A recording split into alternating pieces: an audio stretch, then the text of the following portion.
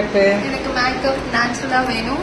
அப்புறம் என்னோட ஸ்கின் டோனுக்கு ஏற்ற மாதிரி, அப்புறம் இந்த ட்ரெஸ்க்கு மேலே ஏற்ற மாதிரி அழகா காமிங்க போதும். எல்லாரும் பார்த்துட்டு ரொம்ப வாவ் அப்படின்னு சொன்னாங்க.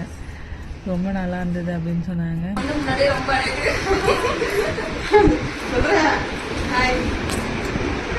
நார்மலாவே எங்க வீட்டு தேவதை தான் இருந்தாலும் இவங்க வந்து அதி தேவதையா மாத்திட்டாங்க. ஏன்னா சொல்றேன், மேக்கப் வந்து ஓவரா இருக்குன்ற மாதிரி ஸ்டார்டிங் ஃபீல் பண்ணேன்.